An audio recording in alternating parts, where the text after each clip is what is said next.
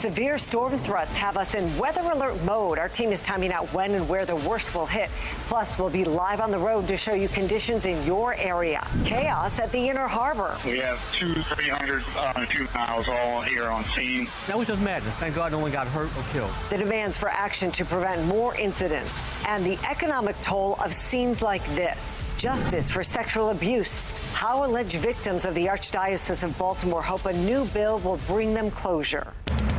Live from WBFF in Baltimore, this is Fox 45 News at 4.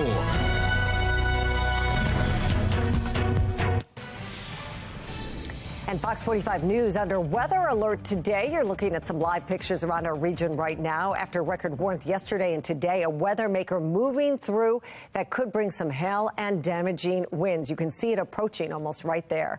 Good afternoon, everybody. I'm Mary Bubala. Thanks for joining us. And I'm Kai Jackson. If you have to head out on the roads in the next couple of hours, you may run into some headaches. Let's get a first check on our forecast with Chief Meteorologist Jonathan Myers. Yeah, newly issued severe thunderstorm watch in the past hour, and we have the biggest threat here of high winds and also some potentially damaging hail. And what we mean by that is hail that is larger generally than nickel size. Now, currently you can see that severe thunderstorm watch is in effect for everybody except for Carroll County. That's because it looks like the storm cells that will develop will be pretty much right overhead. Let's go ahead and put this in motion. As these form, you can see them continuing to get going in southwestern Virginia. They'll form here in the next hour and then eventually glide south and east. So that's why we have that watch again right along the 95 corridor and south and east. That's where we have the greatest risk of severe weather, actually a slight risk of severe weather just to our south and east or south and east of Baltimore. And over Baltimore, it's a marginal level 105 severe risk. So take a look here through 5:15. There are your cells beginning to get going. And then some of the stronger stuff, especially south and east of Baltimore by about 7:15, and then pulling south and east of that by about midnight tonight. I'm going to let you know what's going to be sticking around for the O's game tomorrow. That's all coming up in my Weather Authority forecast.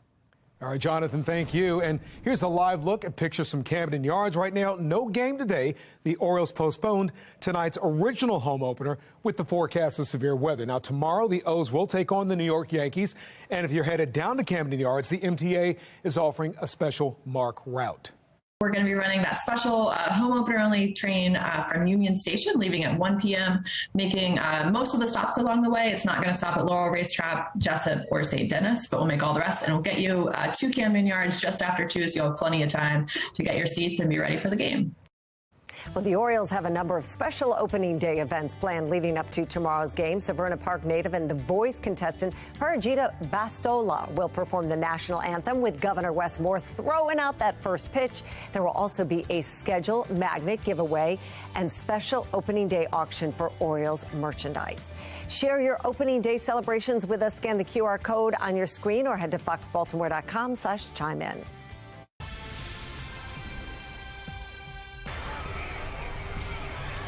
Oh, fight. There we go. They're fighting right now. Chaos happened overnight in the heart of downtown Baltimore. This is what Pratt Street looked like for a period of time after a huge group that appeared to be mostly young people crowded the streets. We have team coverage of what happened. Alexa Ashwell is hearing from downtown businesses and continued struggle with violence. But first, we're going to get to Vincent Hill. And Vincent, you are actually seeing some police activity right now. Yeah, Mary, a much different scene than last night. I'll step out of the way so you can see this. DPW tells me they're putting up these barricades to get ahead of what happened last night. You can see off in the distance that Baltimore police, too, are going ahead and taping these barricades. They've also installed these lights here attached to this generator. I spoke to a law enforcement analyst who says things like last night are just a preview if city leaders don't do more. Wednesday night, the Inner Harbor under siege, sending police scrambling by ground and air. You're 140 County Air. You can respond to over 400 East Pratt Street.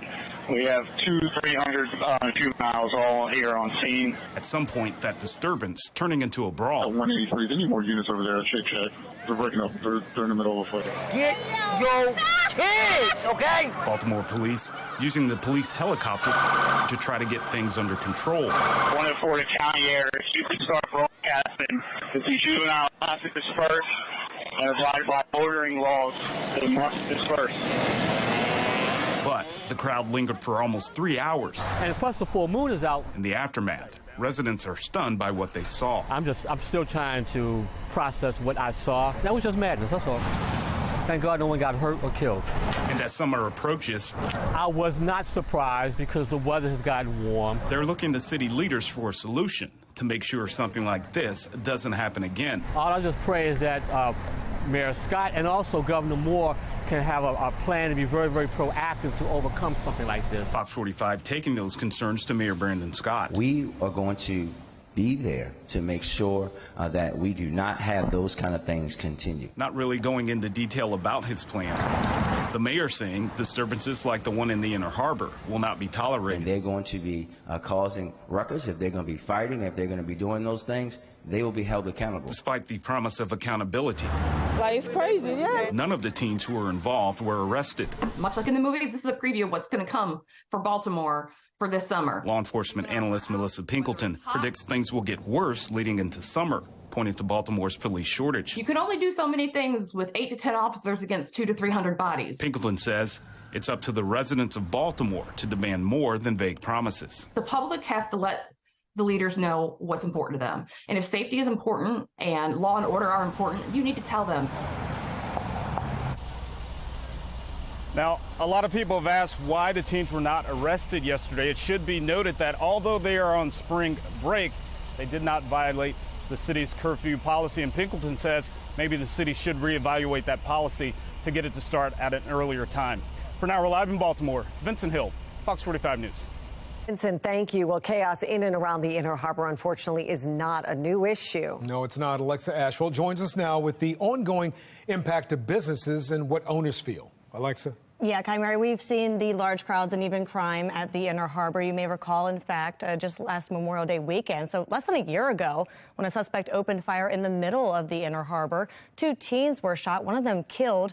Police ended up arresting another teen for that crime. So yet another example of that youth-on-youth violence we've been seeing here in the city. Business owners and residents have expressed their concern more needs to be done to improve safety at the Inner Harbor, and a local economist agrees. The sun shining on the eve of opening day here in downtown Baltimore. Restaurants and bars are gearing up for the crowds. But there's concern once the sun sets, the city will see a repeat of last night's chaos near the Inner Harbor. A bunch of kids gathering. They do what they want to do. For the past 20 years, Tony Asadi has owned Luna del Sea, a steak and seafood bistro here on West Pratt Street. He's not surprised to hear some businesses closed early last night due to safety concerns. A decline in foot traffic, coupled with large crowds of youth, dirt bikes, and crime, has been impacting his business. This is still coming out in a business sector of the city, a neighborhood that, we got a stadium, we got convention center, we got national and international audience visiting this area. What is that?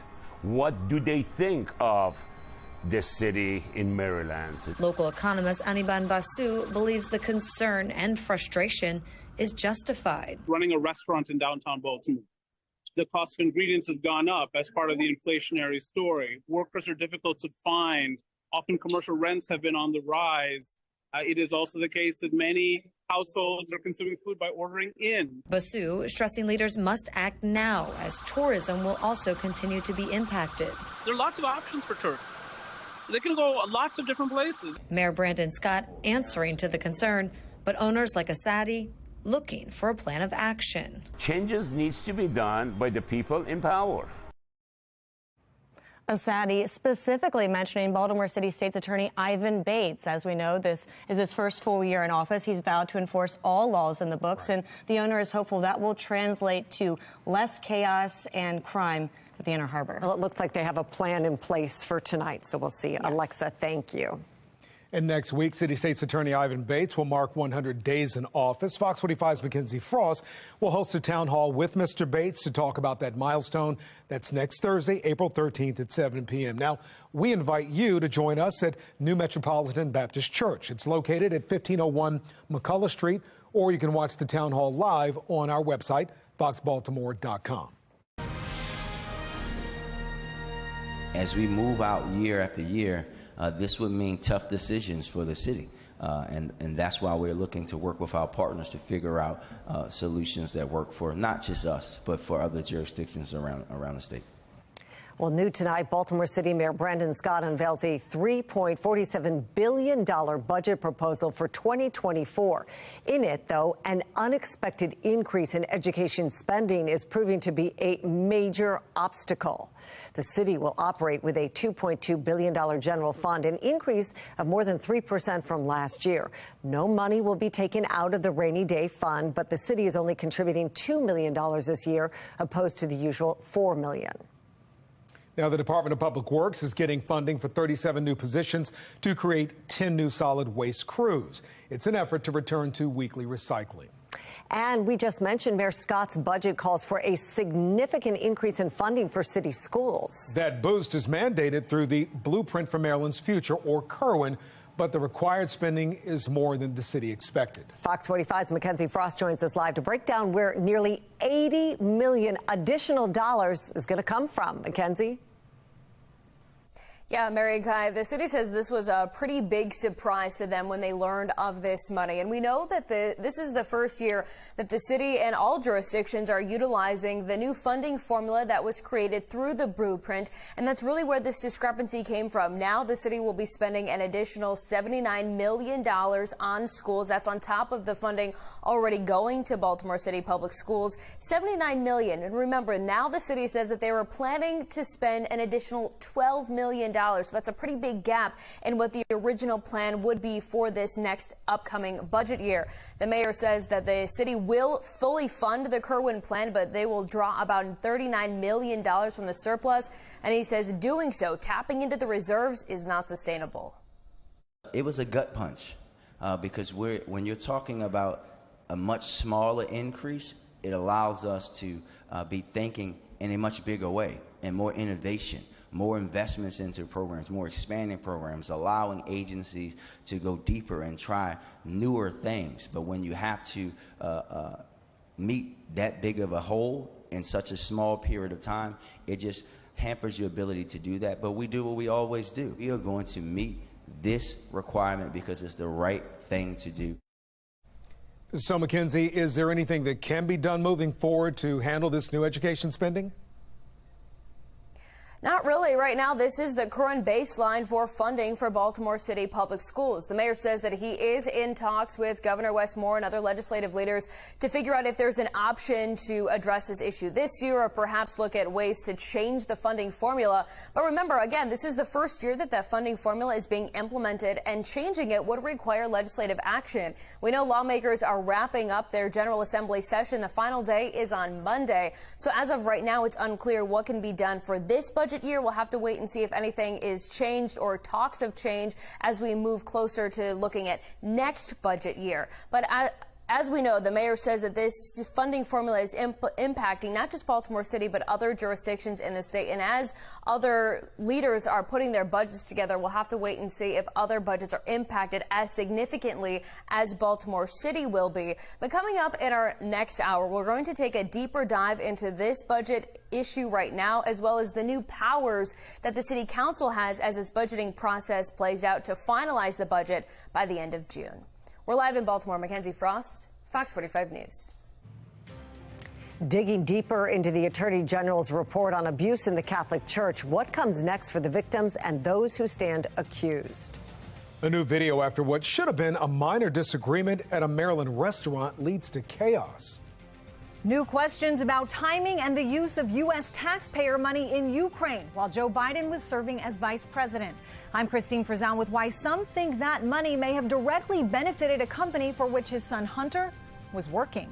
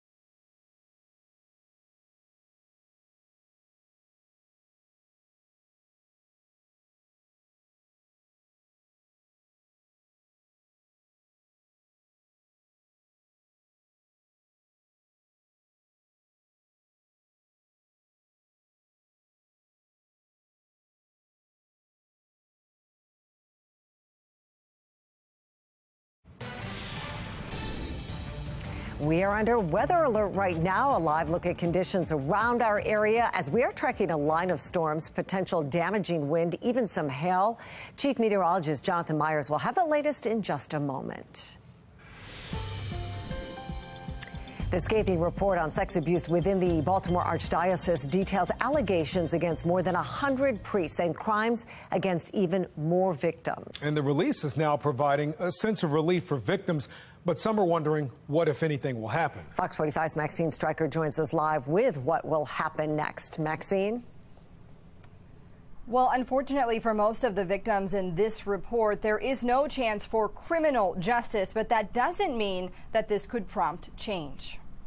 We know we will face many more battles. It was a day of reckoning. This 456-page report released detailing the horrific and repeated abuse of more than 600 child victims, reportedly at the hands of 156 abusers within the Archdiocese of Baltimore. It's also a history of repeated cover-up of that abuse. Church documents reveal with disturbing clarity that the Archdiocese was more concerned with avoiding scandal and negative publicity than it was with protecting children. The report listed certain parishes with multiple abusers. According to the report, St. Mark Parish in Catonsville had 11 child abusers living and working there from 1964 to 2004, and 4 parishes had 6 abusers, including St. Michael Overley in Baltimore. And the report says the abuse continued even after victims came forward. One priest, Lawrence Brett, admitted to sexually abusing a boy in Connecticut. He was sent to treatment where he continued to abuse children before coming to the Archdiocese of Baltimore. Brett was placed at Calvert Hall, a boys' school, where the report says he abused over 20 boys in Maryland.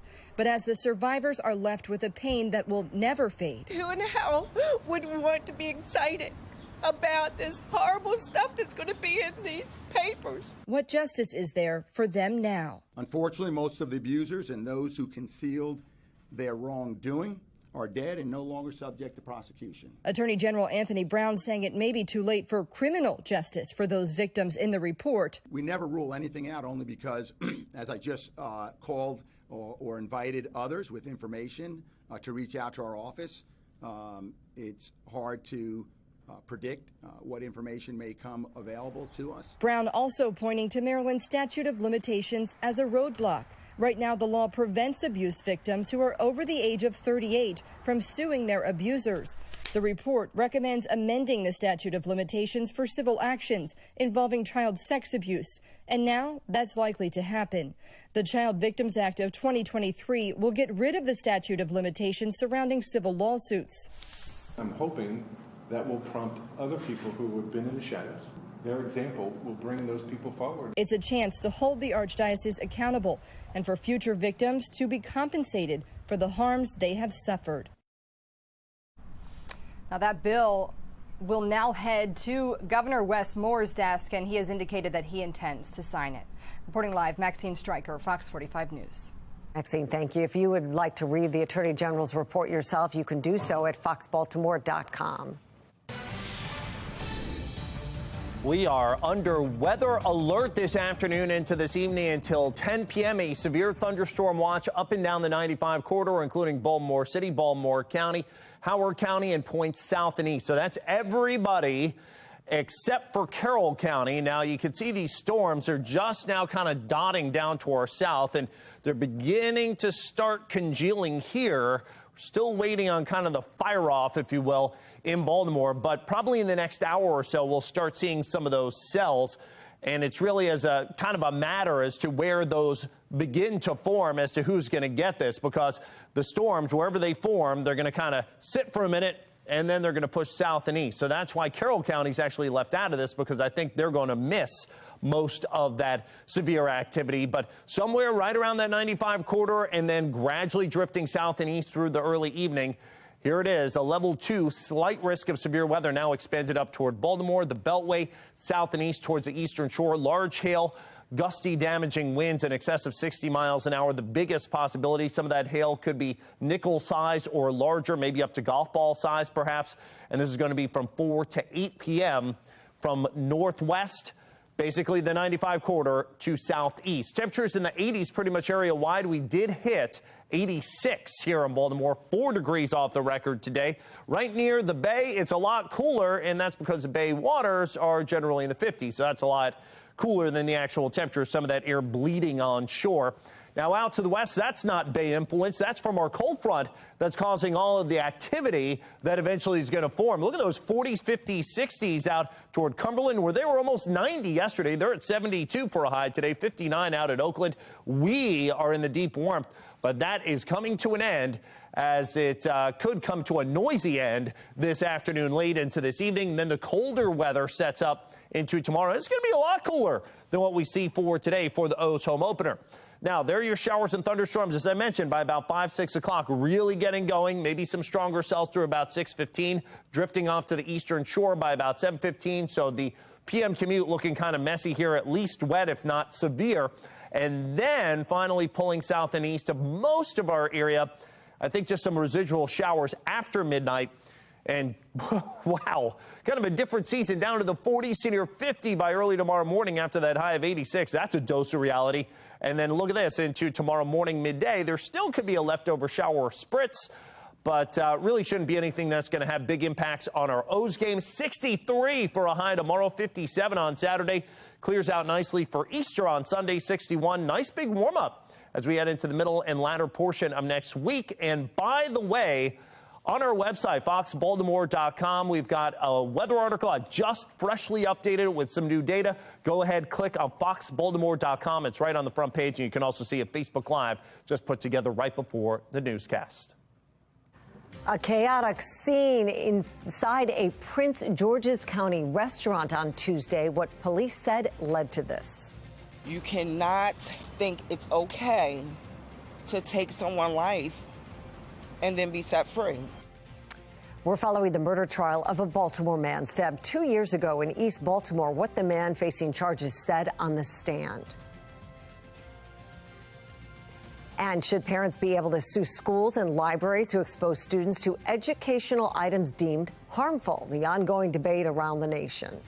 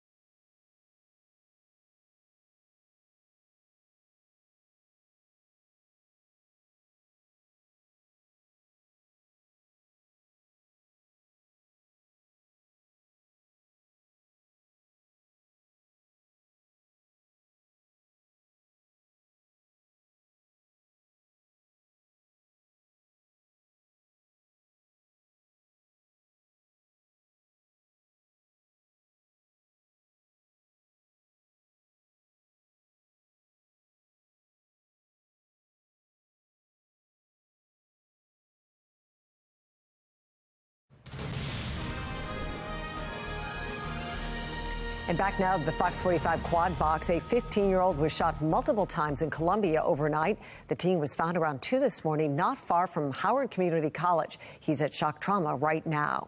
Some new video showing chaos inside a Temple Hills restaurant Tuesday in Prince George's County. Police say it's all because of an incorrect order. Right now, a search continues for the customer seen fighting with a worker and then ramming his truck into the restaurant. Protests in Tennessee as the Republican-dominated House votes on expelling 3 Democrats. Last week, the trio joined gun control supporters chanting back and forth inside the chamber. The protest came after 6 people were killed inside a Nashville school. And in Idaho, it is now illegal for an adult to help somebody under 18 get an abortion without a parent's permission. Idaho is one of 13 states that bans abortion in all stages of pregnancy. Be the first to know about breaking news by signing up for News on the Go. Go to foxbaltimore.com, click on Mobile Alert sign up under the Station tab. Well, we investigate the potential factors causing the rise of school absences statewide as Project Baltimore reveals staggering numbers in Baltimore City. When someone's affected the way that this tornado has affected our community, we're all affected. Cleanup underway in parts of the nation after severe and sometimes deadly storms plow through. And next, a look at the damages as we track the possibility of severe weather here tonight. We'll be right back.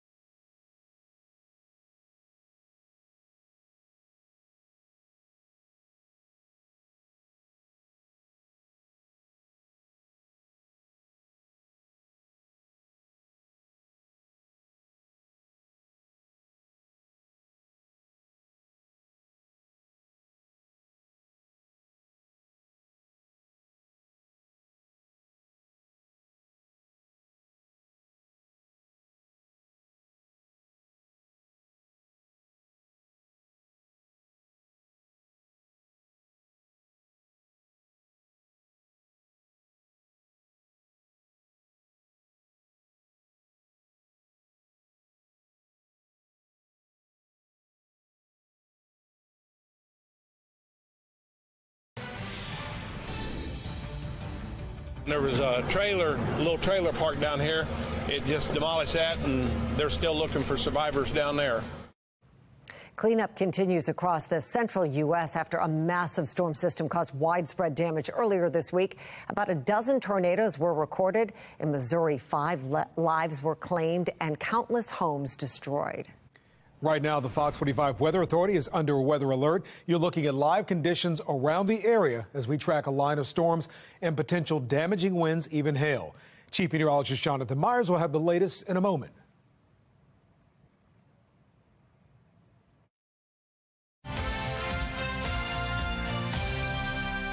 Well, Well, getting students in school is becoming a serious issue, especially in Baltimore City. As Project Baltimore's Chris Papst explains, the number of students who are chronically absent is soaring. Hetty Chang is sounding the alarm. It's a crisis. Chang is the executive director of Attendance Works, a national nonprofit based out of California that helps school systems find ways to get students to school. If we don't address this crisis now, the dropout crisis that we're going to face in a few more years is going to be huge. Chronic absenteeism in Maryland is defined as a student who misses 10% of school or more. Recently released state data show it's on the rise, and leading the way is Baltimore City. Chronic absenteeism, historically, is one of the main concerns in Baltimore City public schools. A lower percentage of students attend class in Baltimore City than any other school system in Maryland. And last school year, chronic absenteeism hit its highest level in at least 20 years. In 2016, state requirements for chronic absenteeism changed. City schools began recording half-day student attendance, which caused a significant increase in the absenteeism rate. In 2016, the year Dr. Sonia Santelises took over as CEO, 23% of Baltimore City students were chronically absent. By 2019, that number had nearly doubled to 42%.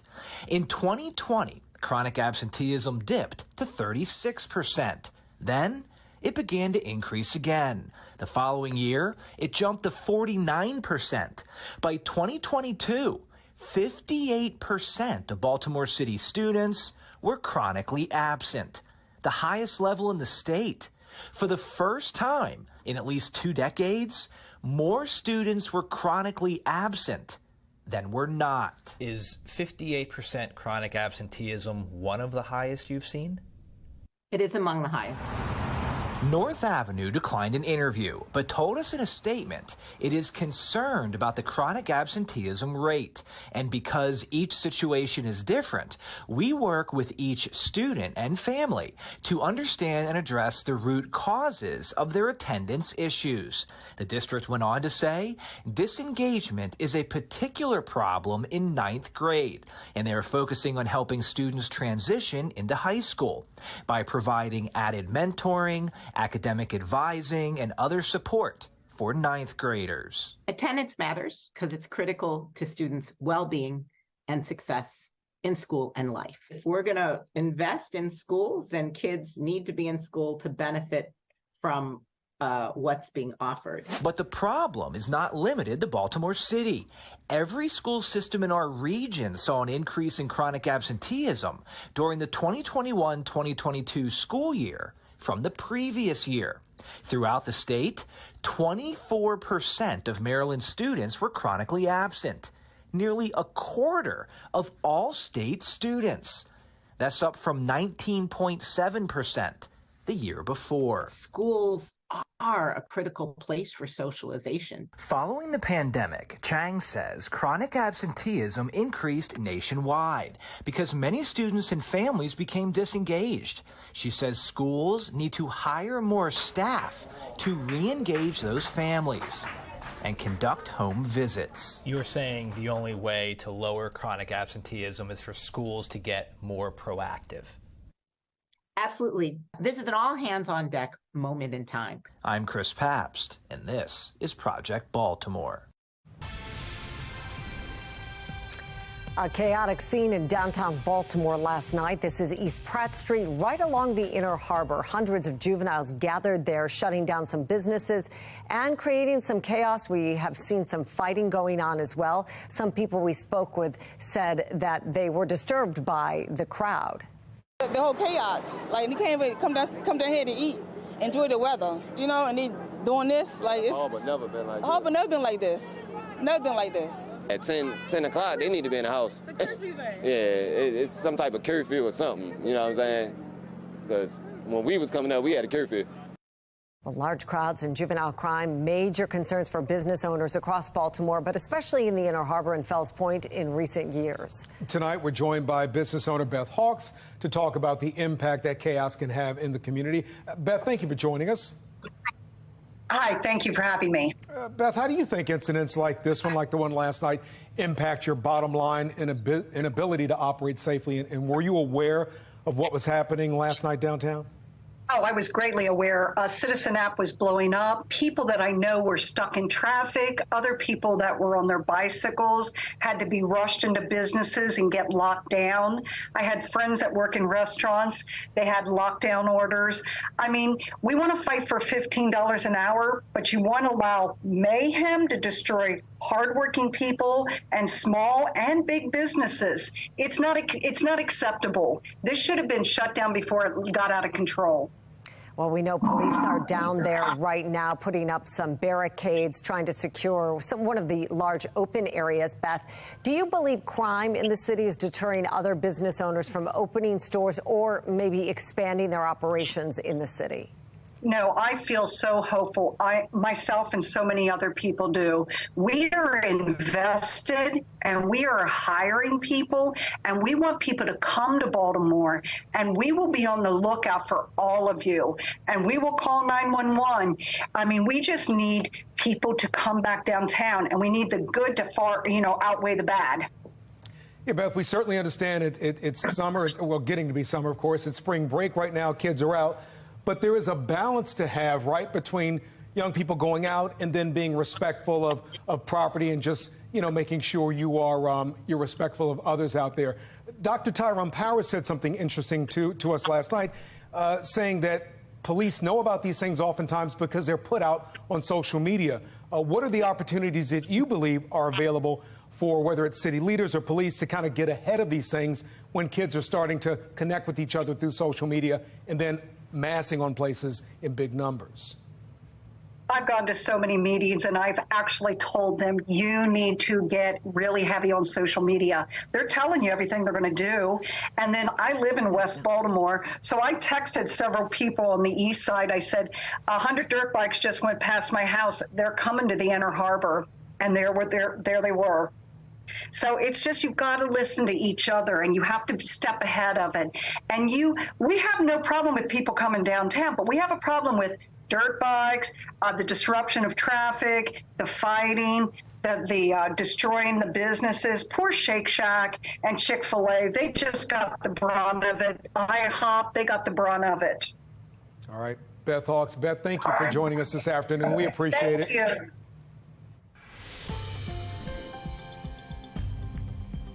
Making headlines right now, a new layer in the investigation into Hunter Biden's business dealings during the time his father served as vice president. It concerns his role on the board of Burisma, a Ukrainian gas company, which we're learning benefited from assistance from the United States under the leadership of Joe Biden. National correspondent Christine Frizzell lays out the details. Then Vice President Joe Biden on the ground in Kyiv, Ukraine on April 21st, 2014. One of several visits he made to the region that year. Thank you for welcoming me once again. This is my third trip in the last 7 months. You must be getting tired of seeing me. It was a tenuous time for the country since Russia had invaded Crimea. But there are new questions about the timing and what came out of that April visit.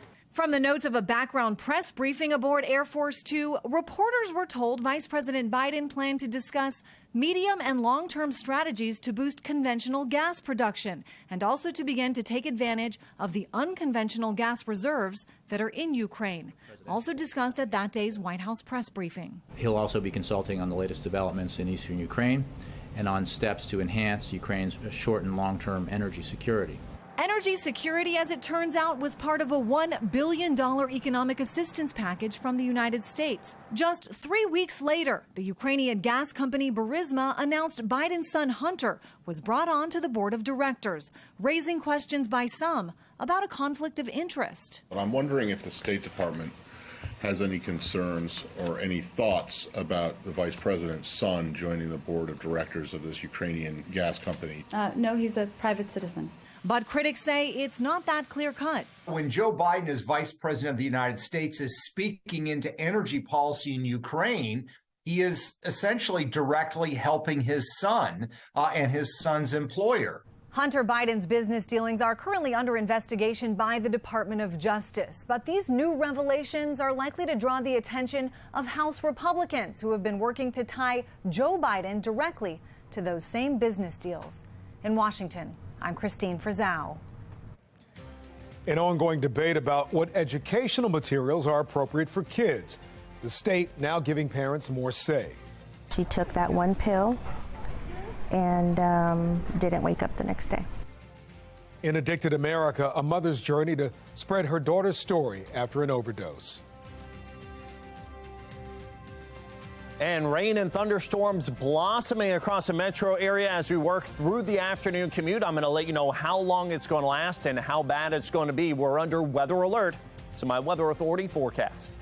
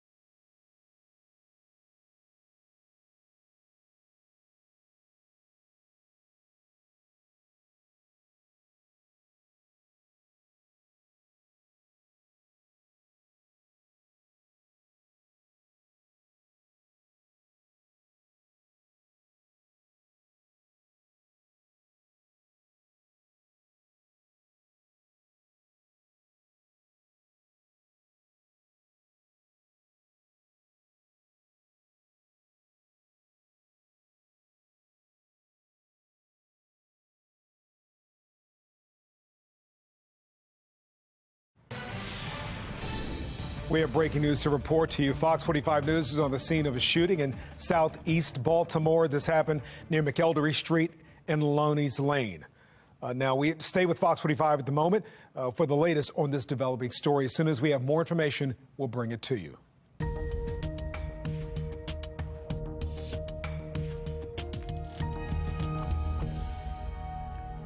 After losing her daughter to fentanyl poisoning last year, a grieving mother is speaking out tonight in hopes that her daughter's life doesn't go out in vain. Matt Roy with our Sinclair sister station in San Antonio has the story.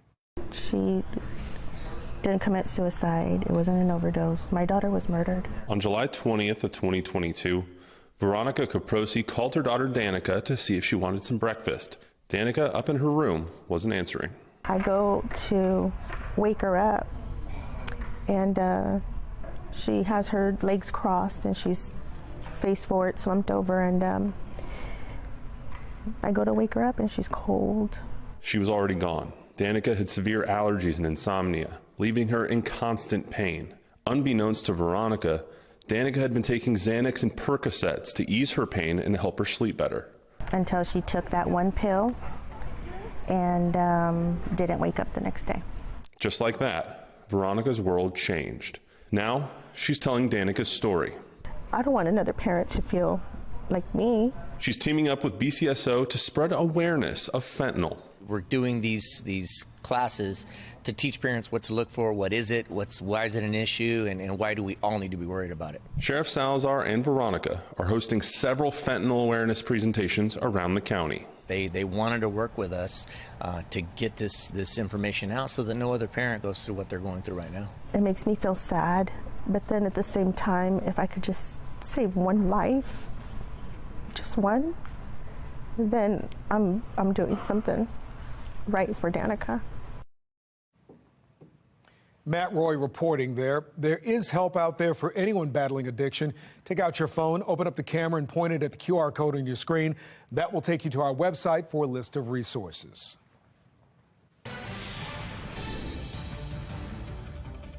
Under weather alert this evening for the potential of severe storms. Could add some large hail as well as some gusty, damaging winds. Thus far, we've been unscathed. Of course, the Orioles game has been now moved to Friday, where we don't have any real big threats of rain or severe weather, although there could be a sprinkle or light shower. Not going to be anything like what we have, at least potentially on deck for this afternoon, this evening. Severe thunderstorm watch for the entire area except for Carroll County. Again, thus far for the afternoon commute, we've been lucky, but we're just starting things out toward Leesburg, Virginia, on the western edge of that watch, starting to see this stuff light up a bit, and I think we'll start seeing it especially get going right over the 95 corridor here in the next hour or two, with a slight or level 2 risk of 5 of severe weather here in Baltimore area south and east. This area in green, as you see from the key, is a marginal risk of severe weather. Large hail, again, gusty, damaging winds in excess of 60 miles an hour. That's a potential. Temperatures, they're warm. You feel kind of that humid, sticky feel to things this afternoon. Temperature at 82 at Westminster, 82 here in Baltimore, was 86 for a high today, 83 at Cockeysville. Cooler near the water. No, that's not a mistake. Annapolis, you're at 71, but that's really just along the immediate bay, where bay temperatures are really kind of jammed up in the 50s. Hazy sun as you work south toward La Plata. Annapolis, as well as portions of the eastern shore under some hazy sun. Then the clouds thicken up. 82 here in Baltimore. Out west, that is not because of the bay temperatures. That's because a cold front has passed through. Highs only at 72 today at Cumberland after 89 yesterday, and 59 at Oakland. We're on the eastern, warmer side of that front, but that front is beginning to move eastbound. So showers and storms sprout up along and east of the front as it comes through. That means into this evening going to be nasty. Then the colder air sets up tonight into tomorrow, and we're barely out of the 50s tomorrow afternoon. There are your showers and thunderstorms by about 5:15 as the front is just passing through. Should catch up with some of that energy. Goes through about 6:15 here in Baltimore. Temperatures plummeting down into the 60s, and then that happens for the eastern shore 7 to 8 o'clock, and then off the eastern shore by about 9 o'clock. And overnight tonight into early tomorrow morning, some leftover spot showers that could even last through about noontime tomorrow as we're prepping for the O's game. But I don't think it's going to be anything that's going to cancel any of the activities, festivities, or the game that starts at 3:05 on our Friday afternoon. Go O's on Friday, 63, lots of clouds. Could see some showers in the morning. And then Saturday, some clouds as well. 57 clears out nicely. Sunday for Easter, right near 60. Some lows in the 30s to near 40. Big time warm up toward the middle of next week. And we have some breaking news right now in southeast Baltimore. A police source confirms to Fox 45 News 3 people were shot, including a child. This is happening near McElderry Street and Lonnie's Lane. Stay with Fox 45 News for the latest on this developing story. We're also following what appears to be a fire in East Baltimore. This is a live look from our harbor cam. You can see smoke kind of billowing from that area right there, right in the middle of your screen. We have no word on what's happening or where this is located exactly, but as soon as we do have more information, we'll bring it to you live. Coming up at 5 o'clock on Fox 45, the city has spent roughly $60 million more than they were planning on education. We'll tell you what's behind the requirement and how leaders are stretching the budget. A battle at the library over what books your child can access. The recent actions by lawmakers nationwide, why an effort some say is to protect America's youth, others say does more harm than good.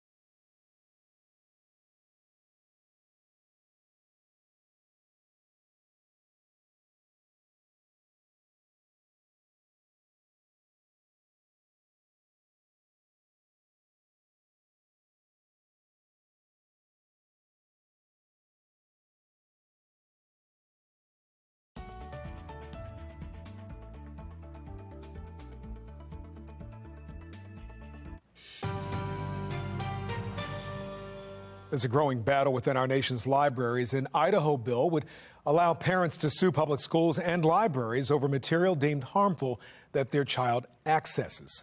Dee Gatton with the National Desk has both sides of the issue. More and more, we're hearing of lawmakers taking action to restrict access children have to certain material at the library, which some argue is a way to protect. Some parents tell me is harming their child's access to different perspectives. I ran for office to protect kids, and that's exactly what I'm doing with this bill. Under an Idaho bill, a parent could sue a library for $2,500 in damages if a minor gets material with sexual content that's determined to be harmful to children when applying contemporary community standards. It's sex between male and female, sex between two males, sex between two women. It's other kinds of sex, not intercourse. It's just these materials should not be made available to minors. I just don't think that's the right message. I think we need to build trust within our librarians and with our teachers. I feel like we should have informed conversations with our kids about what sex is and what different perspectives mean. Growing divisions over the books your children have access to at public libraries nationwide. From Texas, if it has sexually explicit material in it, I would view that as an incredible win for the students of the state to not have that material in the library. To Michigan. Without doubt, prepubescent individuals that are depicted in the book and illustrated in the book graphically. The American Library Association says in 2021 they reported more than 700 attempts to, quote, censor library resources, targeting nearly 1,600 books in the U.S., the highest number of attempted book bans, they say, since the group began documenting this more than 20 years ago. As the list grows, some have raised concerns over First Amendment rights being violated and questions over whether LGBTQ content is being targeted. With the Idaho law, there's a dimension to this that's very different. You're not telling anybody directly that they can't have these materials, which gets you around the First Amendment problem, since you're not restricting anybody's speech. However, you add the second part of this, and that is anybody could sue you for having them. That's a way to circumvent the whole First Amendment issue. History and law professor at Cedarville University, Dr. Mark Clausen, points out books deemed harmful to children can vary from state to state. In Idaho, Governor Brad Little vetoed the bill, saying in a letter Wednesday it makes blanket assumptions on materials that could be seen as harmful to minors. Reporting for the National Desk, I'm Dee Gatton.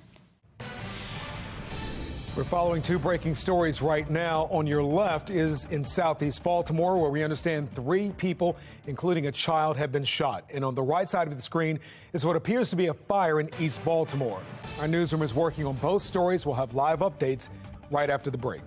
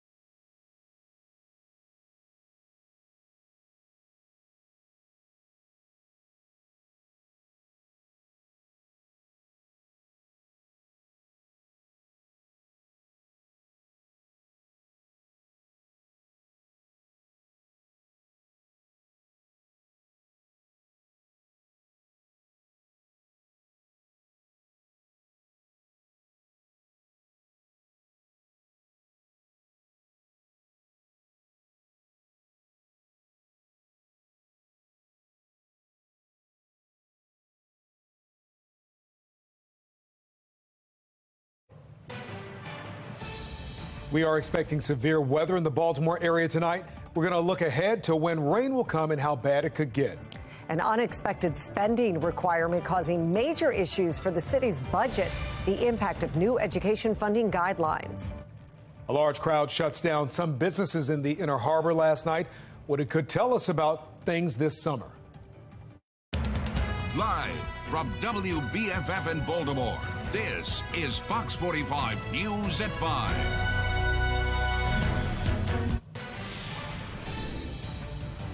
Breaking right now, we have new information coming into Fox 45's newsroom about a shooting in Southeast Baltimore. A police source confirms to Fox 45 3 people were shot, including a child. Now, this is happening near McElderry Street and Lonnie's Lane. Stay with Fox 45 News for the latest on this developing story. We are expecting severe storms to move through the Baltimore area tonight. On the bottom of your screen, a live look at the Inner Harbor and Towson. The rain not starting just yet, but when the storms come in, we're expecting showers and some intense wind. And let's take a look at the Chevy Storm Tracker right now out in Baltimore County, the Woodlawn area. So not bad out there right now. I'm guessing this is that Liberty Road? Liberty Road right now. Yep. Good evening. I'm Kai Jackson. And I'm Mary Bubala. The rain just starting to come down in parts of our area, but the weather is expected to get much worse in the next hour or so. Chief Meteorologist Jonathan Myers is live with the latest. Jonathan. Yeah, it looked like after about 4 or 5 o'clock, that's when the worst of the weather begins to develop. And you take a look here at the radar. Got a little bit of time on this still. It looks like it's out toward Leesburg and down toward Fredericksburg. There's some warnings that are popping up that way down in Spotsylvania County in Virginia, just south of D.C. And you can also see some of these cells that are trying to move from Front Royal off to the east. So potentially some of those could get in the picture for us. Again, a severe thunderstorm watch for the entire area through 10 p.m. tonight, except for Carroll County. Thus far, we've been lucky, but things are going to probably be changing. That slight risk of severe weather is from Baltimore City, points south and east, so a level 1 of 2 risk of severe weather in the marginal, or I should say a level 1 of 5 risk of severe weather in the marginal green, and in the slight yellow, that's a 2 of 5 risk of severe weather. So a little bit higher risk from Baltimore, points south and east. 6 p.m., 73 degrees, showers and thunderstorms around, and the same deal at 7 as our line consolidates and moves south and east. And still some leftover at 8 p.m., especially south and east of Baltimore on the eastern shore. Look at those cooling temperatures. I'll let you know when the rain and the thunderstorms get out of here and what you're going to wake up to tomorrow morning for opening day for the Orioles. That's coming up in my Weather Authority forecast. In a city in crisis tonight, Baltimore City Mayor Brandon Scott unveils a $3.47 billion budget proposal for 2024. In it, an unexpected increase in education is proving to be a major stumbling block. The city will operate with a $2.2 billion general fund. That's an increase of more than 3% from last year. No money will be taken out of the rainy day fund, but the city is only contributing $2 million this year, opposed to the normal $4 million. The Department of Public Works also getting funding for 37 new positions to create 10 new solid waste crews. That is part of the effort to help this city get back to weekly recycling. Now, as we mentioned, that budget calls for a significant increase in funding for city schools. The boost is mandated through the blueprint for Maryland's future, or Kerwin, as many people know it. But the required spending is more than the city expected. Fox 45's Mackenzie Frost joins us live right now to break down where nearly $80 million will come from, and it's a lot of money. Mackenzie. Well, Mary and Kai, this is the first year that the new funding formula that was created during the blueprint for Maryland's future plan is being implemented. And Mayor Brandon Scott says the city was not planning on spending this much money. When he got the news, he said it was like a gut punch. The Blueprint for Maryland's Future, or Kerwin, is a 10-year spending plan designed to pour billions of dollars into the classrooms around the state. Now that the funding formula is being used, the city on the hook for $79 million in state-mandated additional spending. The city found out earlier this year after it was planning to spend about $12 million. It was a gut punch. Mayor Brandon Scott planning to pull the money from the city's surplus from last year, but says tapping into reserves isn't sustainable. and now looking to lobby for funding formula changes in Annapolis. What we've been discussing with them and what we've heard is a open and willingness to look at how we can look at the formula. It's not what the governor or anyone expected us to be having at this point. The rocky road to fund Kerwin isn't just a struggle for the city. Lawmakers in the State House grappling with how to cover it. The state budget includes $900 million for the Blueprint Fund.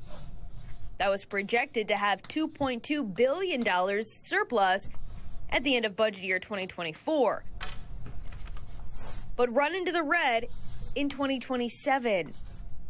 Right now, the mayor says the money will be spent for Kerwin, noting more investment in schools could mean a better, even safer city down the road. We are going to meet this requirement because it's the right thing to do, and the only way that we're going to grow into being the best Baltimore, and that's investing in our school system. The boost in the city's bottom line means the city will be spending $392 million, or about 11% of its entire operating budget, on education. The current budget for city schools, $1.6 billion, nearly $230 million more from the previous year. The number now is only expected to climb. With a track record of ghost students, low-performing schools, and students graduating unprepared for that next step, critics have long argued adding more funding won't guarantee a fix in the city. We've seen scandal after scandal in Baltimore City, and I would ask, is the money that they currently have being used effectively and efficiently? And now Baltimore facing a spending struggle, state-mandated increases, dwindling surplus, and a school system dealing with accountability and performance problems, even as enrollment continues to drop in city schools. Remember, Baltimore City Public Schools already spends more than $21,000 per student, making it the fourth most funded large school systems in the entire country. The school board is expected to present its budget to the School Board of Commissioners sometime next week. Kai?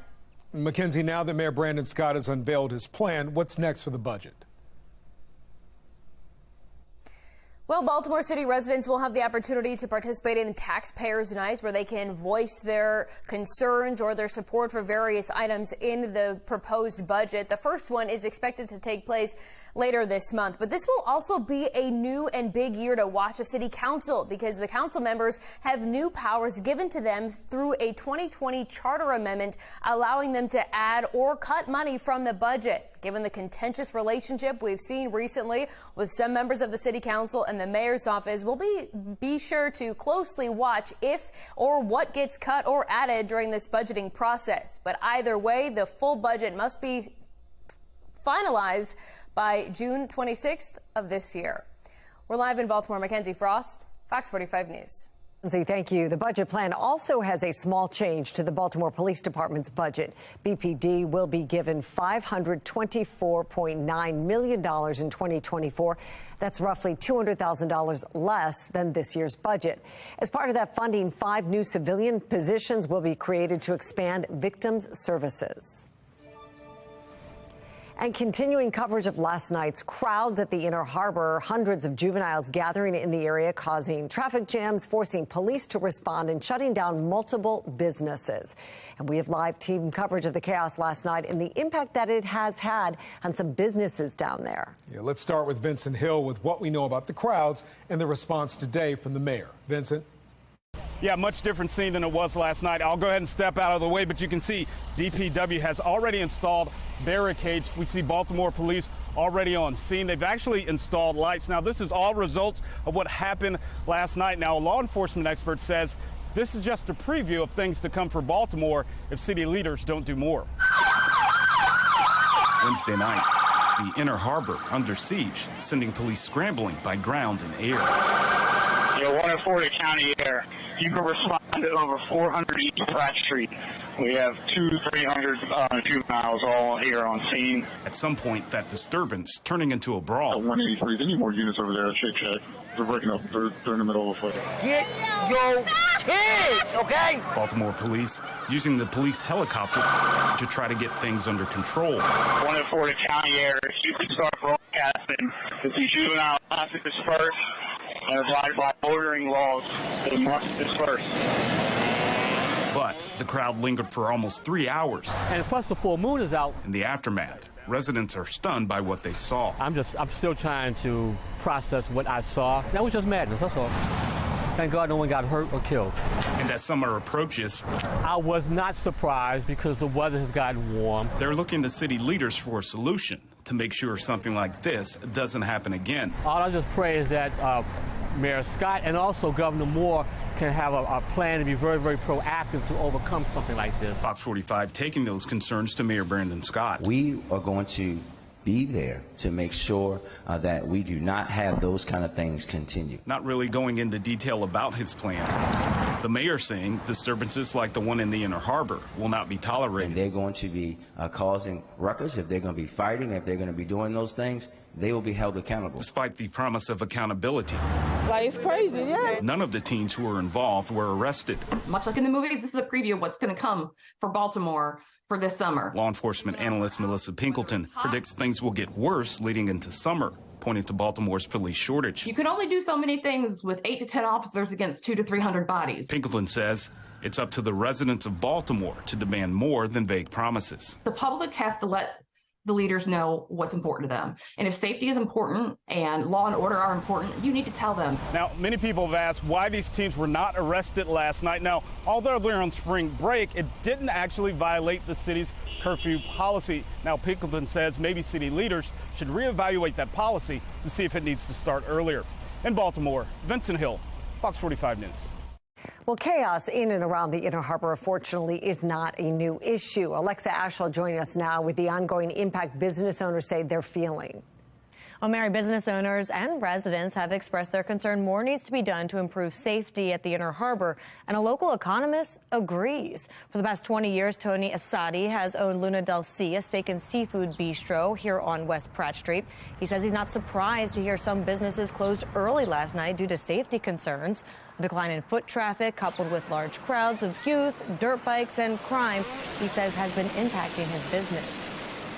This is still coming out in a business sector of the city, a neighborhood that, you know, we got stadium, we got convention center, we got national and international audience visiting this area. What is that? What do they think of this city in Maryland? Running a restaurant in downtown Baltimore. The cost of ingredients has gone up as part of the inflationary story. Workers are difficult to find. Often commercial rents have been on the rise. It is also the case that many households are consuming food by ordering in. So there's more competition. And then on top of it, the madness and mayhem that is downtown Baltimore and Baltimore City generally, it makes business very difficult. Now, that was local economist Aniban Basu, who believes the concern and frustration is very much justified. And Alexa, did Basu mention any other areas of concern? Mary, yes, he spoke about the impact this chaos and crime will and does have on tourism, saying if people don't feel safe, they simply won't visit Baltimore. Alexa Ashwell, Fox 45 News. What comes next for victims and those named as abusers after the scathing AG report looking into the fallout of the Baltimore Archdiocese sex abuse scandal? Nearly 2 years after her son's death, all that's left is for a jury to decide. New developments tonight in the trial over Darrell Hudson's killing. After a 24-hour delay, opening day is set for tomorrow. What you have to look forward to at Camden Yards.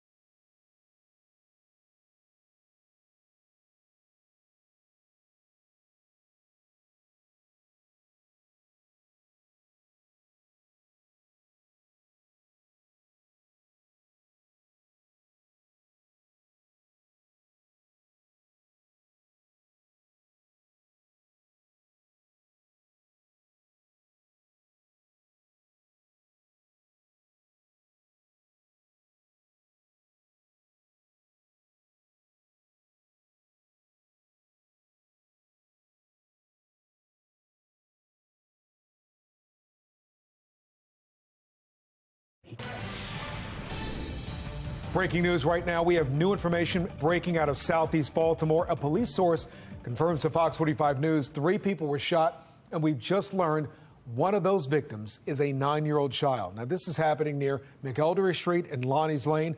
Fox 45's Keith Daniels is on the way to the scene. Stay with Fox 45 News. As more information becomes available, we'll share it with you.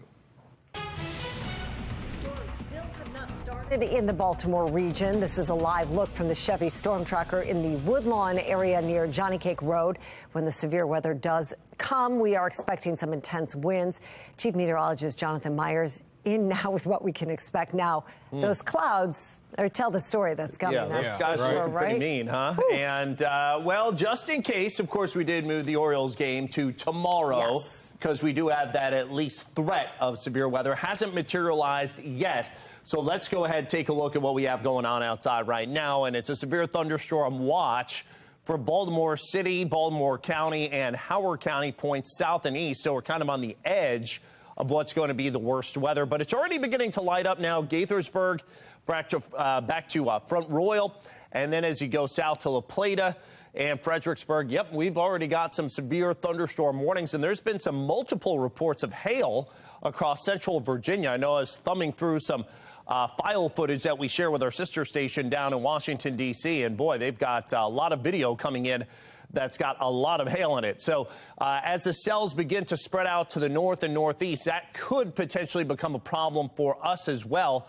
Let's put this in motion. And you can again see that the real estate is moving from southwest to northeast. And I think we're going to eventually get caught up in this through 8 p.m. tonight. That's where we have that slight risk or level 2 of 5 risk of severe weather, including I-95, Baltimore City, points south and east. Biggest threat, winds in excess of 60 miles an hour in gusts, so damaging winds and that large hail potential as well. Could have quarter size or larger hail all the way up to about golf ball size potentially.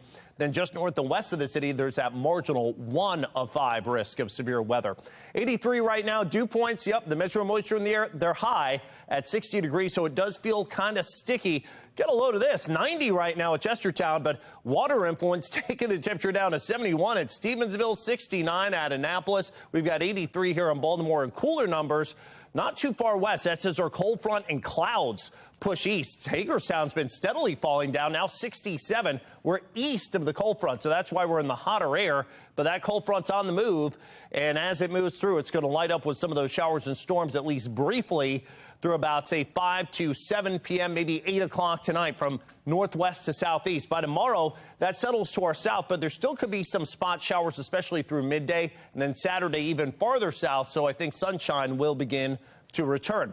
So the on and off showers and storms, again, some of those severe through about, say, 6, 7 o'clock. Then those move south and east. And overnight tonight, we're left over with some residual showers. That could last into the day tomorrow as well. Shouldn't really threaten much of the game. There could be a sprinkle, but clouds at 63, 57 Saturday, looking great for Sunday for Easter. Big warm up into early and middle of next week. And by the way, with that severe weather expected, we've got a fresh article. I just fully updated this before the news on FoxBaltimore.com. Also, my Facebook Live from just prior to the show is on there as well with the latest expert opinion on what we can expect through the evening. So again, front page of FoxBaltimore.com. Jonathan, thank you. Put the power of the Weather Authority Storm Center in your hands. Download the free WBFF Weather Authority app for your smartphone and use our powerful Doppler radar to follow storms right down to your street. Just go to the App Store, search WBFF to get started. In less than a day, baseball will be back basically tomorrow in Baltimore. On the right side of your screen, a live look at Camden Yards. The expected severe weather caused opening day to be postponed until tomorrow. And the O's will set to take on the New York Yankees for the first home game of the year in Baltimore. The Mass Transit Administration, MTA, wants to help you get to the game.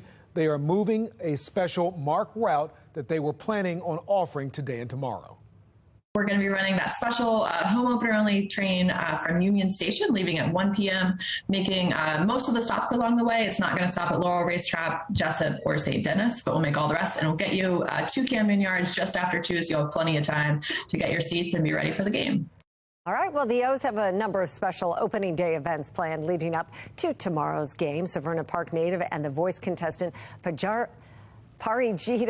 Bastola will perform the national anthem with Governor Wes Moore throwing out the first pitch. There will also be a scheduled magnet giveaway, put it right on your fridge, and a special opening day auction for Orioles merchandise.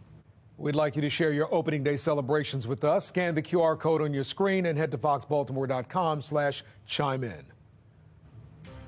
Another Democratic candidate enters the race, the latest on the battle for the White House in 2024. I'm Atrell Nashar in Washington, where central bankers from around the world are gathering this week. Coming up, why they're predicting turbulent times ahead.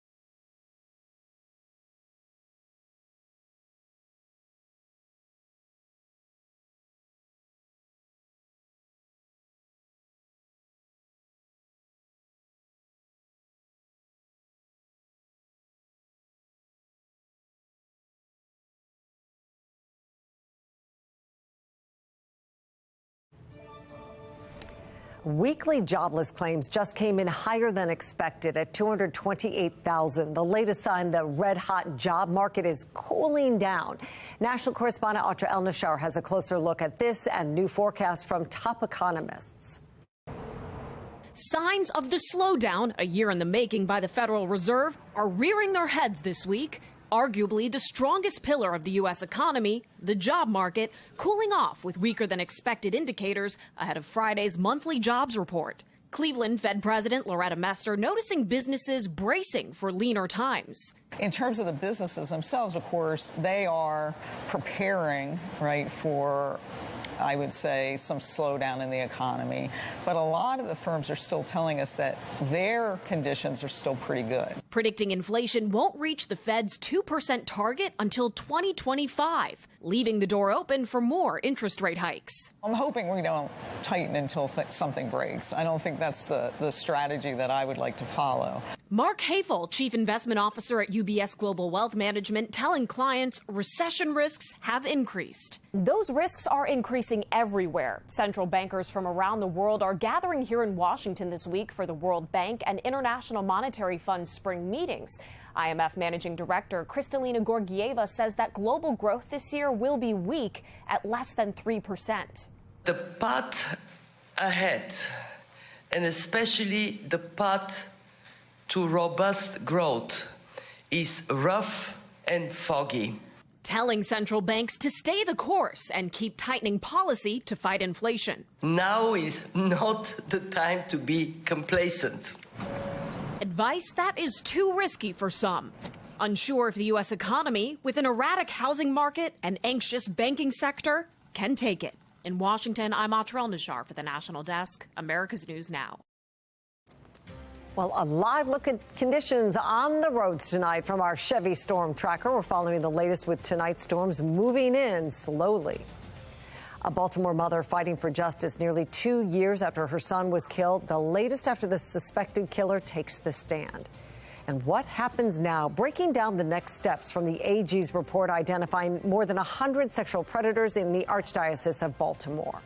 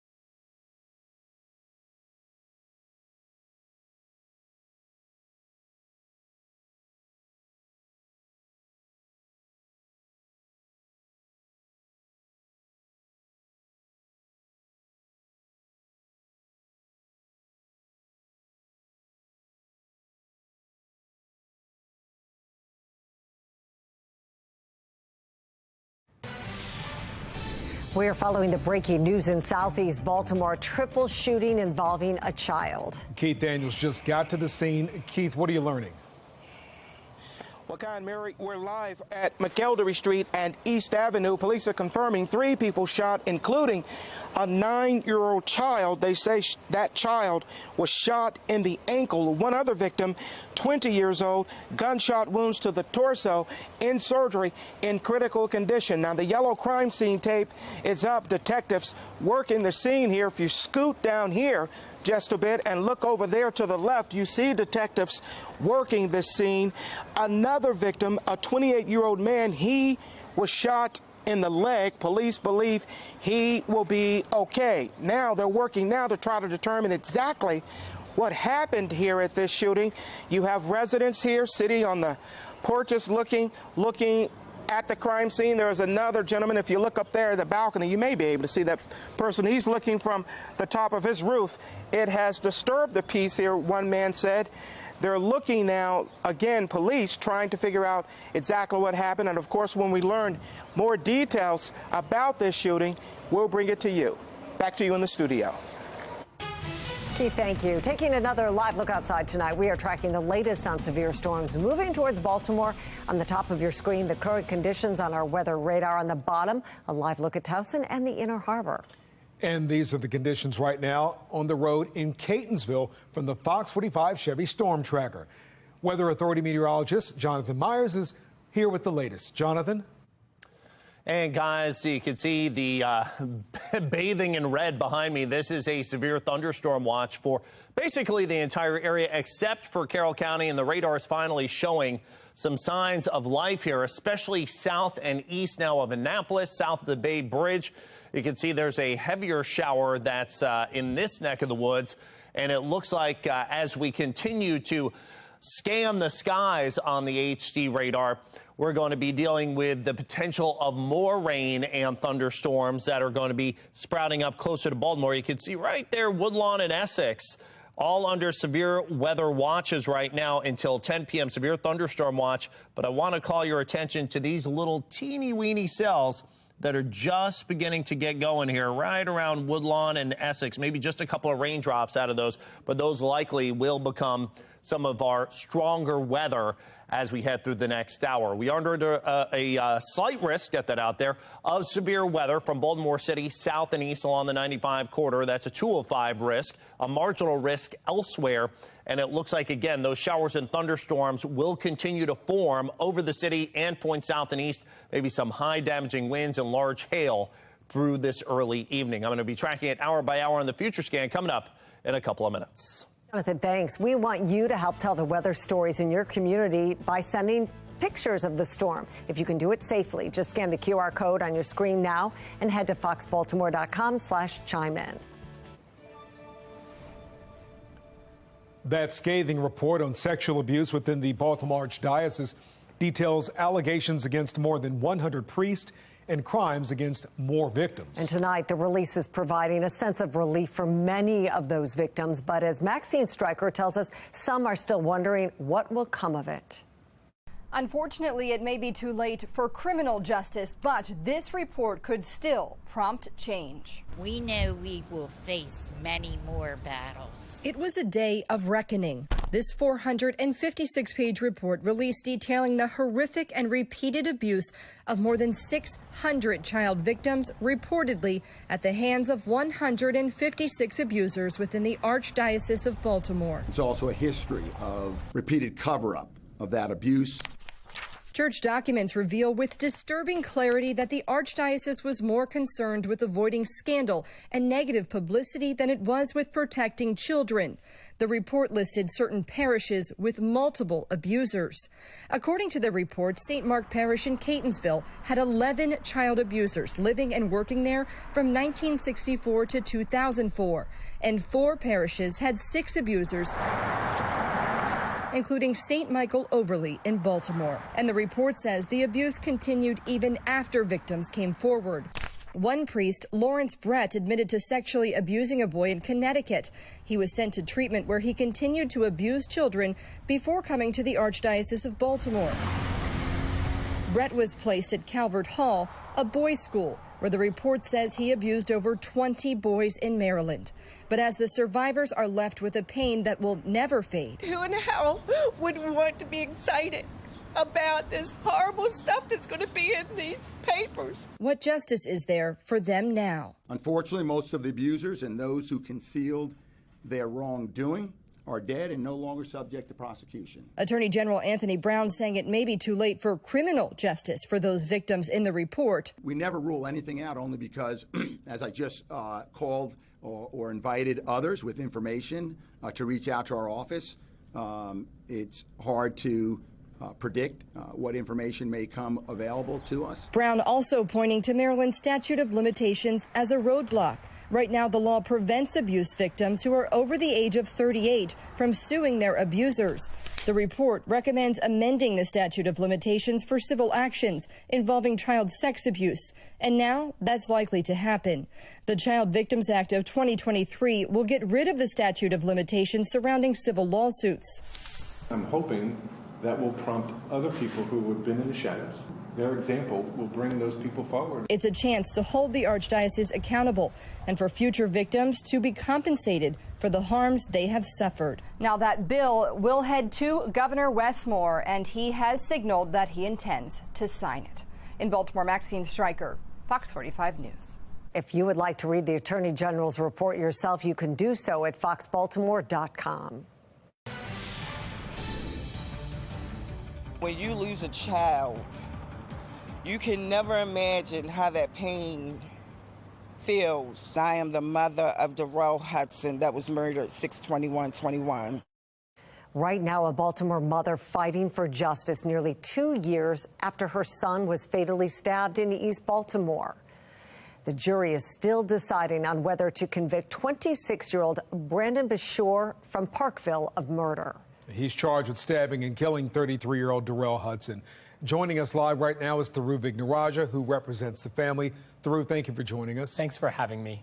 You were in court today when Bashore took the stand. What did he say? You know, I don't want to comment too much on the ongoing proceeding just because we want to be respectful of the jury's prerogative. But it was clear that Mr. Bashore, asserted his full defense that this was self-defense. The family has respectfully prayed that justice will be done and that the jury ultimately will deliver a verdict consistent with the evidence. But Mr. Bashore continues to claim that this was done in self-defense. The road to justice has been really long for this family. We spoke with Darrell's mom, Liza, who we just saw in that video, but we spoke with her back in 2021. At that time, she was worried then. City State's Attorney Marilyn Mosby was pleading down the case. Let's listen to what she told us. That's not enough time for murder. When you're poor and you don't have the resources, they think they can just do whatever. And I'm not going to allow that. I will fight for my son to the day I die. Well, that deal involved a 30-year sentence with 15 years suspended through. As the trial comes to a close, what does justice look like now for this family? You know, Miss Holly has been an outspoken advocate for her child, but also for children and victims across this city. One of her fears, one of her frustrations is that when you're in a city that has 300+ murders year in and year out, that any given murder, even though it's a murder, that someone's life has been lost, can get swept away in the tide of violence. I think one of the reasons she wants the world to know how hard she is fighting is because she hopes other family members will fight as hard for their community members, understanding that just relying on the system alone is sometimes not enough. You do have to make sure that people don't forget your son's name. Yeah, there are 4 days left in the state's legislative session. Anything in Annapolis in terms of bills that Darrell's family or any of these other families believe will help make Maryland, make Baltimore safer? You know, they haven't really commented on this. I will say overall that I think their focus, my focus certainly has always been on enforcing the laws that we have on the books. It's easy to march down to Annapolis and call for additional laws, and sometimes that's needed. But I think most of all, what I think Baltimore is clamoring for is actually enforcing the laws that are already on the books. That makes sense. Tharu Vignarajah, thank you for coming in and talking to us about this case. Thanks for having me. A murder-suicide at a family gathering in Anne Arundel County. Police responded to a home on Red Pond Court in Glen Burnie around 10 o'clock last night. When they arrived, they heard gunshots and saw people running out of the home. Inside of the house, 47-year-old Kafrimi Pond had been shot and killed. 27-year-old Daniel Amponch was also dead. Investigators say he asked his family to meet him at home, then threatened them with a gun when they arrived. They believe he then shot Frempong before killing himself. A gun and drug bust in Linthicum today. Police responded to an alert that a stolen credit card had been used to book a hotel room at the Sheraton on Old Elkridge Landing Road. Officers confronted the couple that checked in with the stolen card and found a semi-automatic handgun, more than 250 grams of marijuana, and more than $3,000